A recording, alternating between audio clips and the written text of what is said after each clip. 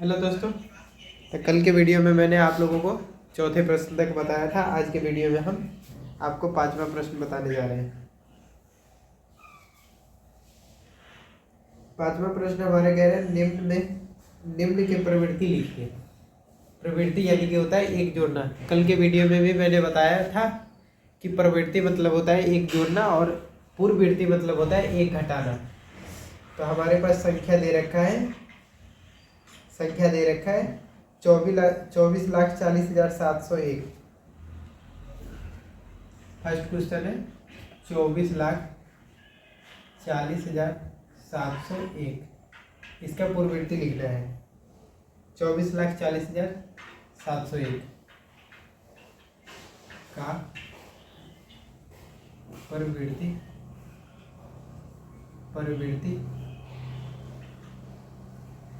लिखे। तो इसमें हम एक ऐड कर देंगे तो इसका पूर्ववर्ती हो जाएगा। 24,40,701 प्लस 1, तो ये हो जाएगा 2। 24,40,702 ये हमारा इसका पूर्ववर्ती हो गया, आंसर हो गया। अगला प्रश्न कह रहा है, अगला प्रश्न है 1,01,199। 1,01,199। दूसरा प्रश्न हमारे कह रहा है 1,01,199। 1,01,199 का प्रवृत्ति लिखे। 1,01,199 का प्रवृत्ति लिखे। तो इसमें एक ऐड कर देंगे, ये हो जाएगा 2 लाख।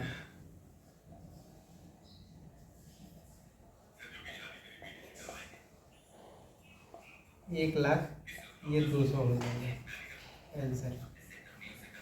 अब तीसरा प्रश्न कह रहा है हमारा, तीसरा कितना है? इकाई, दशमलव, सैकड़ा, हजार, 10,000, लाख, 10 लाख। 10,99,999। तीसरा प्रश्न है हमारा 10,99,999। इसका कह रहा है प्रवृत्ति लिखने के लिए। प्रवृत्ति लिखे। तो इसका हो जाएगा 10,99,999 प्लस 1 बराबर हो जाएगा 11 लाख। 11,000, 10,000, लाख, 10 लाख आंसर। अब हम आते हैं तीसरा प्रश्न पे। अगर ये आप लोगों को स्क्रीनशॉट लेना है तो स्क्रीनशॉट ले सकते हैं।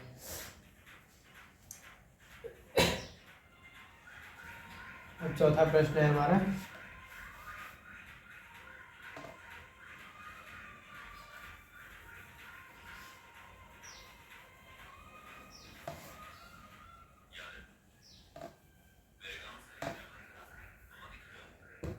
पांचवा प्रश्न का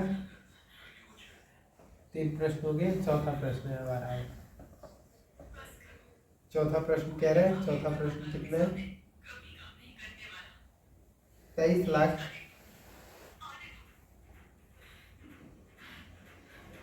45,670। 23,45,670 का प्रवृत्ति लिखे।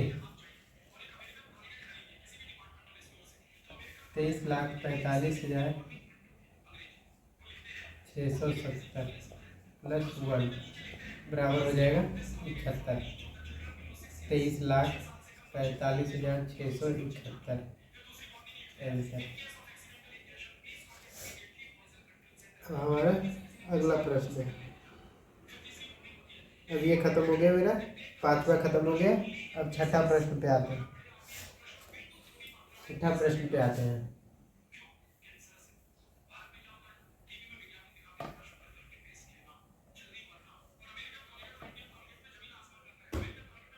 छठा प्रश्न है हमारा। छठे है निम्न का पूर्ववर्ती लिखे। निम्न का पूर्ववर्ती लिखे।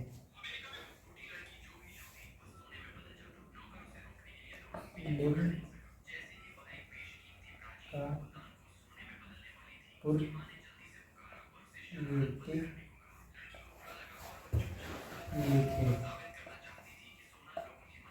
निम्न का पूर्ववर्ती लिखे। पहला संख्या दे रखा है हमको 94। 94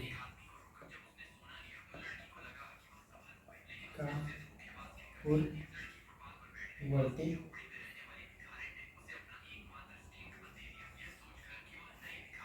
लिखे। तो ये फर्स्ट क्वेश्चन है। 94 माइनस 1 बराबर 93 आंसर। अगला प्रश्न है हमारा।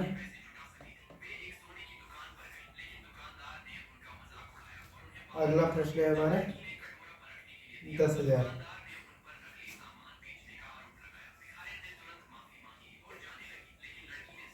का पूर्ववर्ती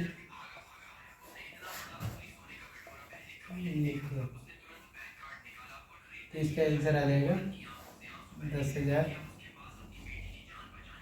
माइनस 1 बराबर आ जाएगा 9,999।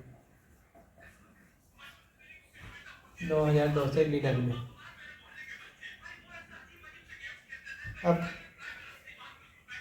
आता है तीसरा प्रश्न इसमें हमारा।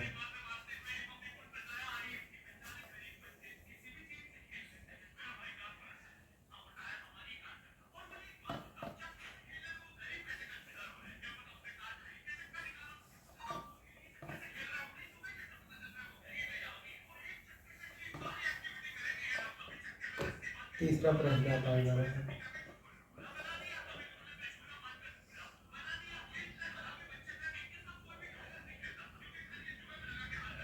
2,08,090। 2,08,000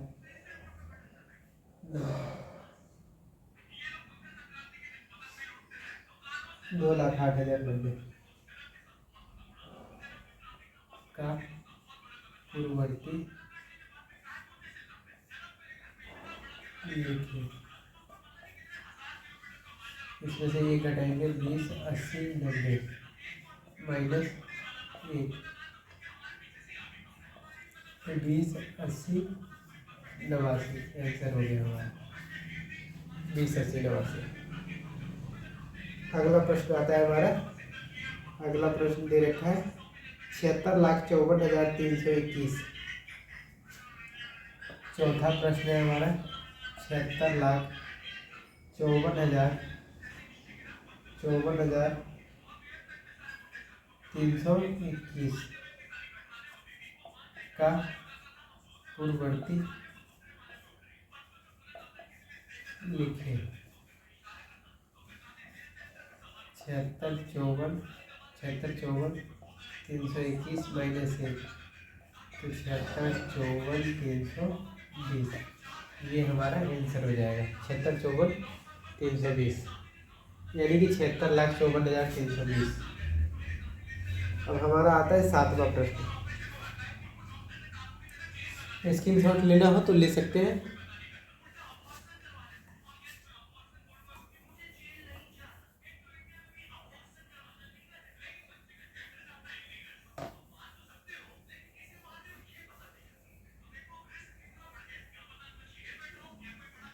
सातवां प्रश्न क्या है? सातवें प्रश्न पे आते हैं। सातवां प्रश्न कहता है संख्याओं के निम्नलिखित युग्मों में से प्रत्येक के लिए संख्या रेखा पर कौन सी पूर्ण संख्या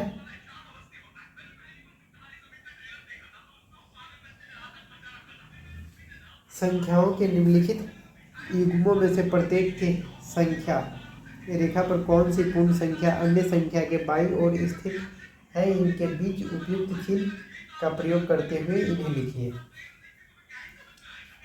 संख्या रेखा, तो संख्या रेखा हमारा होता है, संख्या रेखा पहले बताते हैं हम आपको। 0 + 1 + 2 + 3 + 4 डॉट डॉट इनफाइनाइट। इधर -1 -2 -3 -4 डॉट डॉट इनफाइनाइट। ये हमारा संख्या रेखा हो गया, संख्या रेखा हो गया। नंबर किरण आरेख, इसमें कह रहा है कि जो संख्या दे रखा है वो बाईं तरफ है या दाईं तरफ है, और उसमें इस दोनों साइड को लेकर के हमको बताना है। ये साइड होता है, ये जिसके तरफ मुंह खुला हुआ होता है वो बड़ा संख्या को दर्शाता है, और जिसके तरफ मुंह बंद होता है वो छोटी संख्या को दर्शाता है। तो हमारे पास ये में दे रखा है, ये में दे रखा है 530 और 503, 530 एंड 503। अब संख्या रेखा पर ये कह रहे हैं ये दोनों संख्या कहाँ आएगी, इसमें से कौन संख्या बाईं तरफ आएगी, कौन दाहिने तरफ आएगा। ये 530 है, ये 503 है, तो ये हमें देखने से पता चल रहा है कि ये संख्या बड़ी है, यानी कि ये संख्या रेखा पे ये दाहिने से तरफ आएगी और ये बाएं तरफ आएगा। तो जो संख्या बड़ा है उसकी तरफ मुंह खुला हुआ बना देंगे। तो 530 इसके तरफ ऐसा साइन लगा करके 530 को लिख देंगे। अब बी कह रहा है, बी में दे रखा है, देखिए बी में दे रखा है 370 330 370 एंड 330। अब इसमें कौन सी बड़ा है, तो इसमें 370 बड़ा है, तो इसमें भी 370 की तरफ मुंह खोल देंगे और 303 की तरफ मुंह बंद कर देंगे। अब तीसरी संख्या है हमारा 98,765।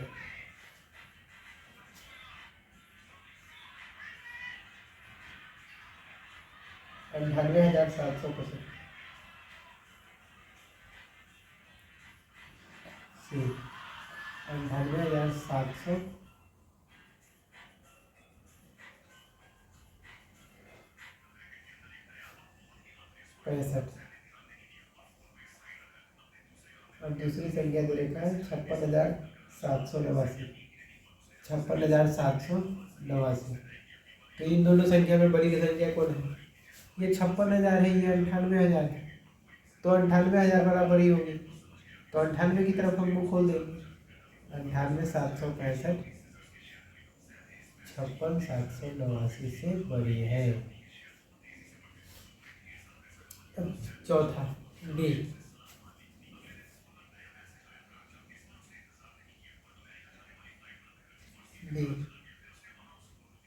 डी कह रहा है 9,83,000 98,30,415 98,30,000 98,30,415 और दूसरी संख्या दे रखा है 10,23,001 10,23,001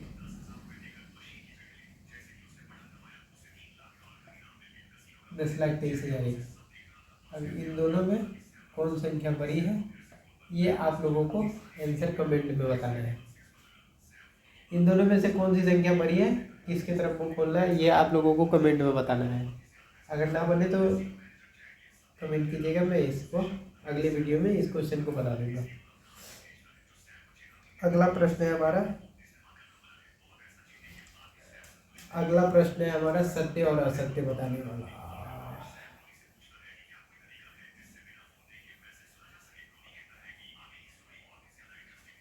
8वां प्रश्न।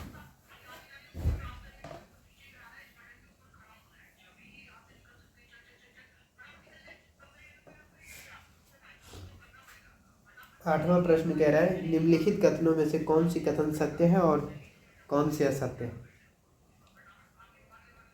तो ये हमारा पहला प्रश्न कह रहा है निम्नलिखित कथनों में से कौन सी कथन सत्य और कौन से असत्य है। शून्य सबसे छोटी प्राकृत संख्या है। मैंने आप लोगों को बता रखा हूँ कि प्राकृत संख्या 1 से स्टार्ट होती है। 1 2 3 डॉट डॉट इनफाइनाइट, इसे नेचुरल नंबर कहते हैं। और ये क्वेश्चन कह रहा है शून्य सबसे छोटी प्राकृत संख्या है, जो कि पूरी गलत है। ये हमारा गलत हो गया। बी 400 संख्या 399 का पूर्ववर्ती है। पूर्ववर्ती मतलब एक घटाना होता है, और ये 399 का पूर्ववर्ती 400 बता रहा है, जो कि गलत है। ये भी गलत है। 399 का पूर्ववर्ती 400 हो सकता है? कदापि नहीं होगा। अगला कह रहा है शून्य सबसे छोटी पूर्ण संख्या है। हाँ, तो ये हो सकती है। मैंने होल नंबर बताया था, होल नंबर 0 से स्टार्ट होती है, जिसे पूर्ण संख्या कहते हैं। तो ये सत्य है। सी सत्य। डी 600 संख्या 599 का परवर्ती है। 600 संख्या 599 का परवर्ती है, यानी कि 599 का प्रवृत्ति है 600। तो ये हो सकता है प्रवृत्ति में एक ऐड करना होता है, तो 599 प्लस 1 यानी कि 600। तो इसका प्रवृत्ति ये होगा। तो ये भी सही है। डी भी सही है। ई पे आते सभी प्राकृत संख्या पूर्ण संख्या है।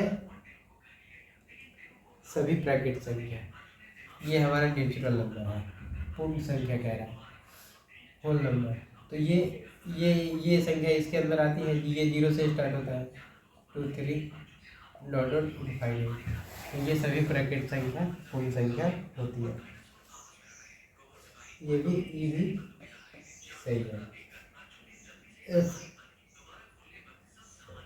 इफ पे आते हैं सभी पूर्ण संख्या प्राकृत संख्या होती है। सभी पूर्ण संख्या प्राकृत संख्या होती है, इसमें 0 ऐड नहीं है। तो सभी प्राकृत संख्या, सभी पूर्ण संख्या प्राकृत संख्या नहीं होती है। तो ये गलत है।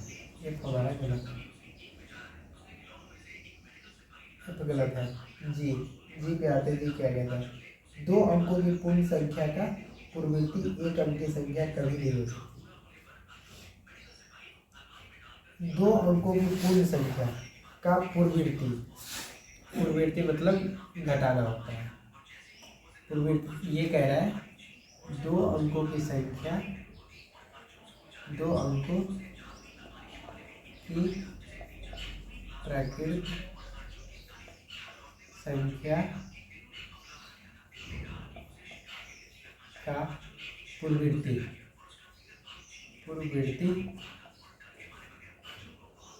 हमेशा पूर्ववर्ती 2 अंकों की पूर्ण संख्या का पूर्ववर्ती 1 अंक की संख्या कभी नहीं हो सकती। पूर्ववर्ती 1 अंक की संख्या कभी नहीं हो सकती। 1 अंक की संख्या कभी नहीं हो सकती।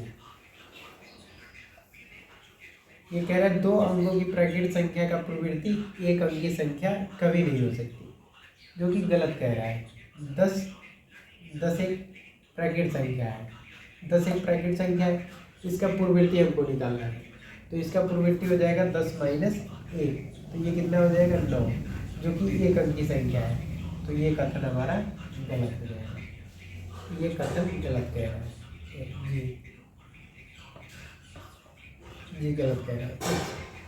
एक सबसे छोटी पूर्ण संख्या है, एक सबसे छोटी पूर्ण संख्या है।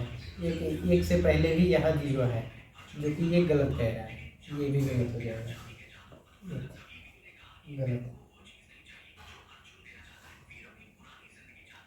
आई पे आते हैं हम। प्राकृत संख्या एक का कोई पूर्ववर्ती नहीं होता। प्राकृत संख्या एक का कोई पूर्ववर्ती नहीं होता। एक में से अगर घटाएंगे एक तो 0 हो जाएगा। 0 हमारा प्राकृत संख्या में शामिल नहीं है, तो ये सही कह रहा है कि प्राकृत संख्या एक का कोई पूर्ववर्ती नहीं होता, तो नहीं होता है। सही जी। पूर्ण संख्या एक का कोई पूर्ववर्ती नहीं होता है। पूर्ण संख्या एक का कोई पूर्ववर्ती नहीं होता। पूर्ण संख्या हमारा 0 है, एक का पूर्ववर्ती 0 होगा। ये गलत कह रहा है, ये गलत कह रहा है कि पूर्ण संख्या एक का कोई पूर्ववर्ती नहीं होता। अगर हम एक में से एक को घटा दें तो ये हमारा 0 आता है, और 0 हमारा पूर्ण संख्या में शामिल है, तो ये गलत कह रहा है, ये गलत कह रहा है कि पूर्ण संख्या 13 संख्याओं 11 और 12 के बीच स्थित है। अरे यार, ये कैसा क्वेश्चन पूछ रहा है। ये कह रहा है पूर्ण संख्या 13 11 और 12 के बीच आता है। 11 12 के बाद आता है 13, उसके बीच नहीं आता, तो ये भी गलत है, ये गलत है। पूर्ण संख्या 0 का कोई पूर्ववर्ती नहीं होता, ये सही है। पूर्ण संख्या 0 का कोई पूर्ववर्ती नहीं होता, यानी कि 0 से 1 घटाएंगे तो ये -1 आ जाएगा, तो ये शामिल नहीं है, पूर्ण संख्या में शामिल नहीं है वो, तो इसीलिए इसका कोई पूर्ववर्ती नहीं होता। सही।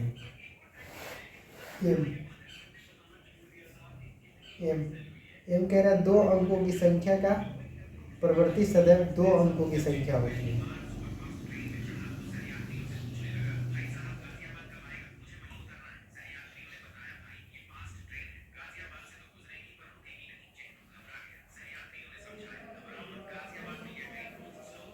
ये कह रहा है 2 अंकों की, ये कह रहा है 2 अंकों की संख्या की प्रवृत्ति सदैव 2 अंकों की संख्या होती है। ये देखिए, मैं सील करके दिखा रहा हूँ। 99 2 अंकों की संख्या है, इसका प्रवृत्ति हमको निकालना है, तो प्रवृत्ति निकालने के लिए हमको 1 ऐड करना होगा, तो 99 + 1 ये 100, ये 3 अंक हो गया, 1 2 3 अंक हो गया। और ये क्वेश्चन कह रहा है कि 2 अंकों की संख्या का प्रवृत्ति सदैव 2 ही अंक की संख्या होती है, ये गलत है, ये गलत है। अगर ये आप लोग स्क्रीनशॉट लेना चाहते हैं तो ले सकते हैं। हमारा क्लास आज का यहीं पे ख़त्म हो रहा है। अगर हमारा वीडियो अच्छा लगा हो तो लाइक एंड सब्सक्राइब ज़रूर करें।